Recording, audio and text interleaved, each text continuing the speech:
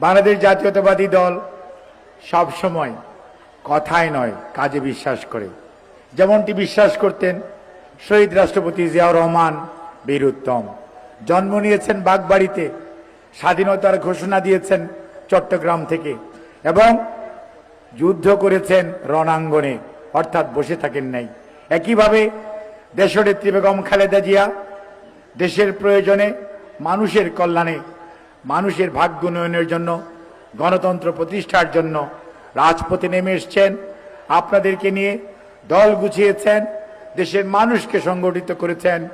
এদেশে 91 গণতন্ত্র প্রতিষ্ঠা করে বাংলাদেশের ইতিহাসে প্রথম মহিলা প্রধানমন্ত্রী, পরবর্তীতে তিনবারের প্রধানমন্ত্রীত্বের দায়িত্ব পালন করেছেন এবং দেশের মানুষ প্রাণ ঢালা শ্রদ্ধা মাধ্যমে গত 30 জুন অর্থাৎ ডিসেম্বর 25 ওনাকে সারা বাংলাদেশের মানুষ ওনার পাশে দাঁড়িয়েছে, ওনার বিদায়ের বেলায় শ্রদ্ধা জানিয়েছে বাংলাদেশ। আর আজকে তারই ধারাবাহিকতায় জনাব তারেক রহমান আজকে এই কলেজ মাঠে উপস্থিত হয়েছেন। শুধুমাত্র বাগবাড়ি নিজের পিতৃভূমি, সেখানের মানুষের মাঝে নয়, সারা বাংলাদেশে আজকে বিএনপির যে ফ্যামিলি কার্ড, এটি বিএনপির নির্বাচনী অঙ্গীকার।